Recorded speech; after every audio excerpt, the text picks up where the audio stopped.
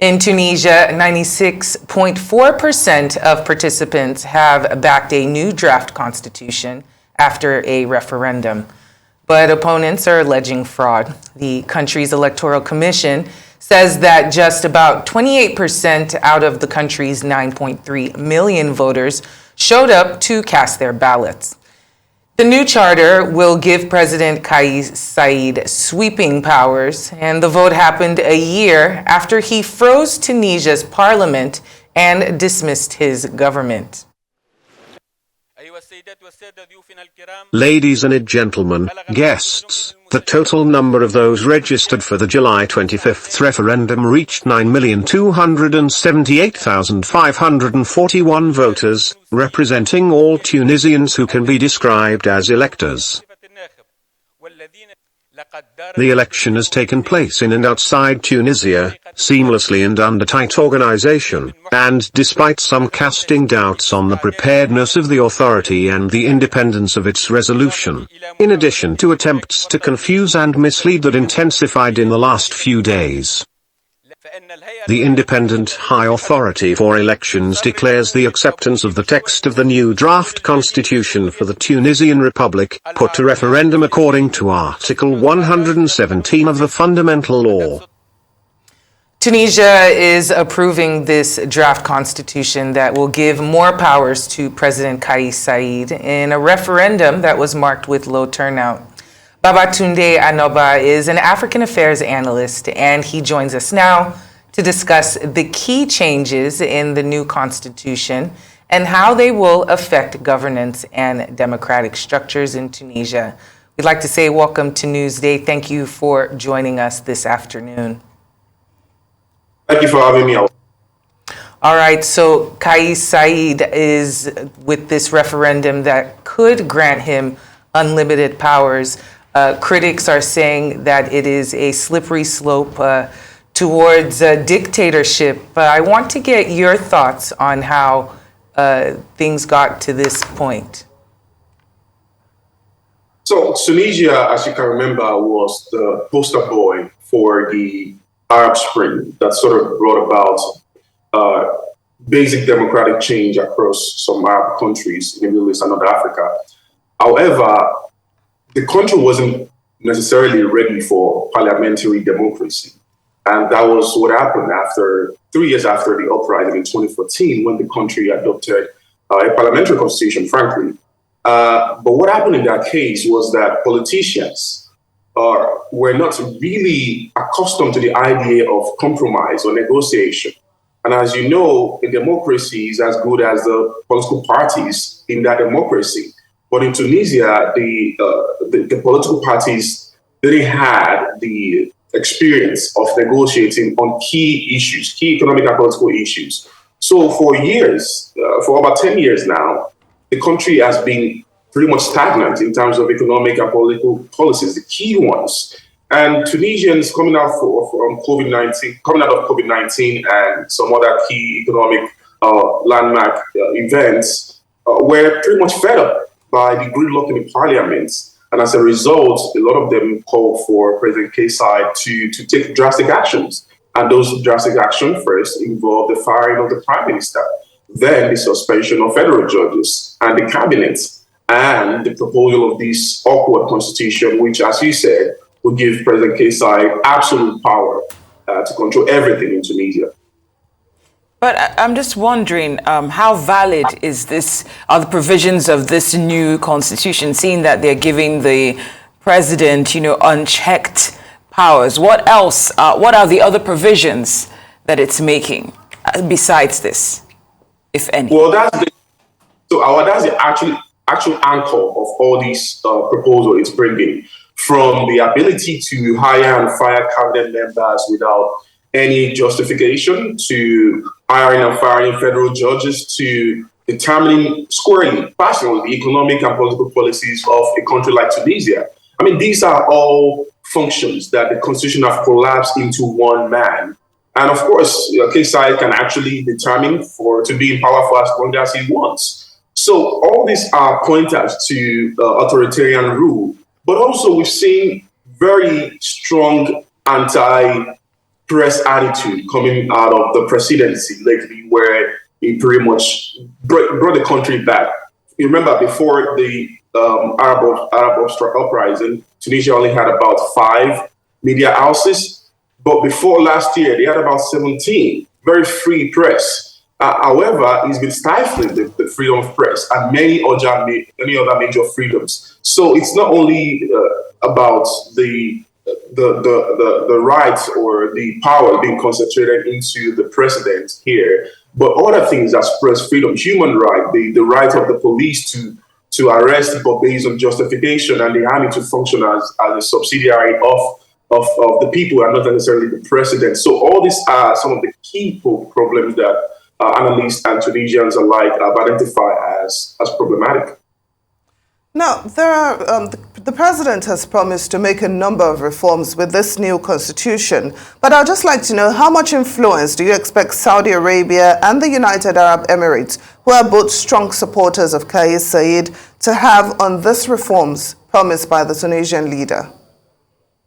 Well, as you see, Kais Saied is really taken from the playbook of countries like Saudi Arabia, where an absolute monarchy pretty much is able to dictate whatever happens in the country.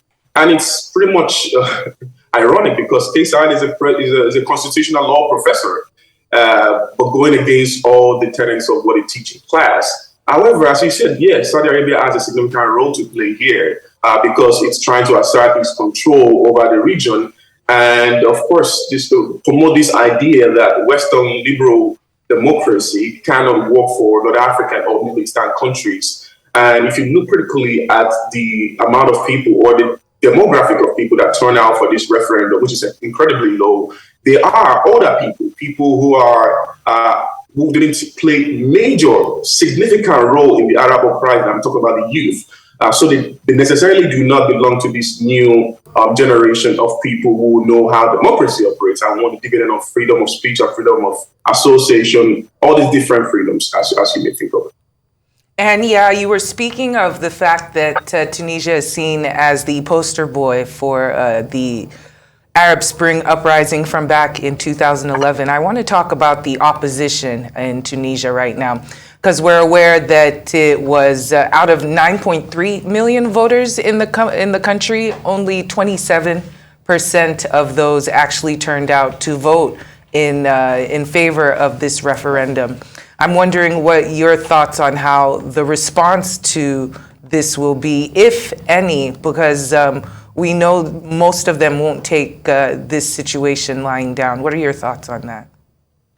So I personally feel as though it's a miscalculation by another, the main opposition party, because, actually admonishing people not to go out to go and vote is now backfiring, because the Tunisian referendum is unlike any sensible referendum where you expect a certain benchmark of people to turn out before you can consider that referendum valid. In this case, even 10% of the people have voted, but in this case, we only have 27%, which is still really low. And this is because Enada encouraged people not to turn out to go and vote. But now they all have to work with that constitution.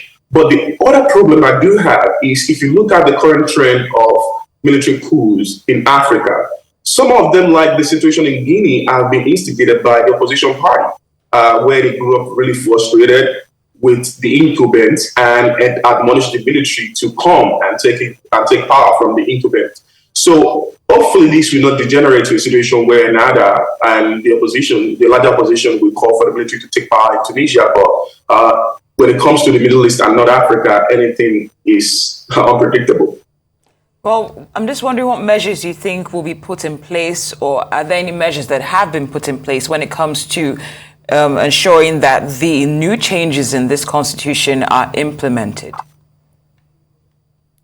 Well, I think it all comes down to whatever President Kais Saied wants. So in this case, we really have to be hopeful that he becomes a benevolent dictator, which is something you really cannot always be hopeful for in Africa.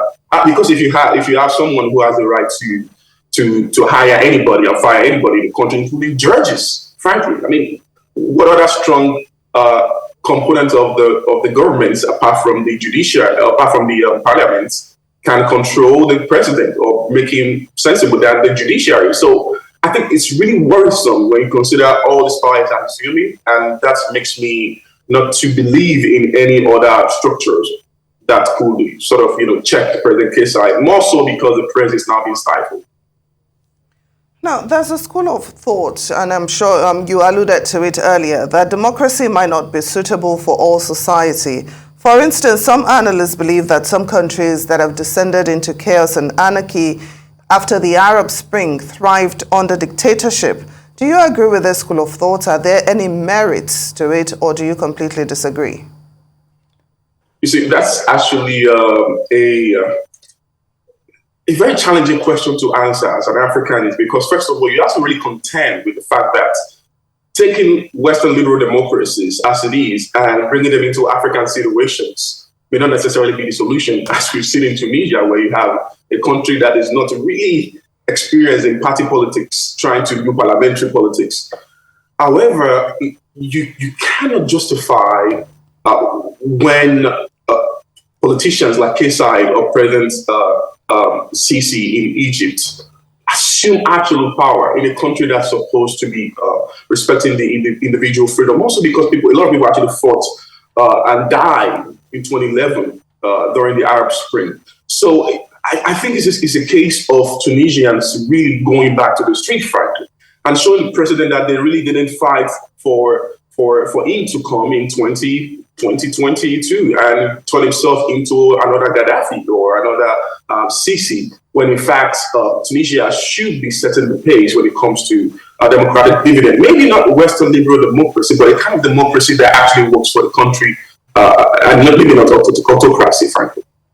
Yes, a tailored democracy, we definitely understand. But with the situation as it is, the referendum has been passed. President Said has unlimited powers. Do you think this will help alleviate any of the major issues that the country is facing right now, including the food crisis, global economic trends, climate crisis, all of the things that are bedeviling a lot of nations and especially Tunisia? You think this might be a turnaround for them?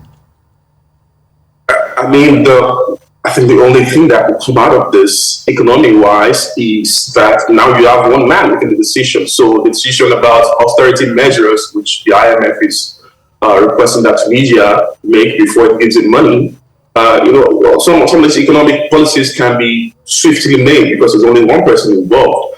However, if you look at the Human Freedom, Economic Freedom of the World Index published by the Cato Institute and Fraser Institute, you see that the most economically prosperous countries are oftentimes the freest countries.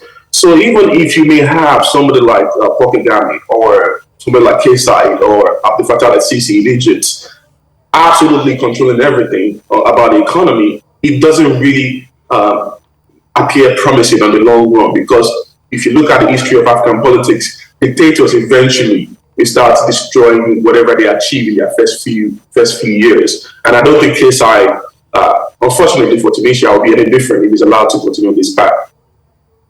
Very well said. Ibrahim Anoba, thank you so much for joining us on Newsday. We appreciate your time and your analysis.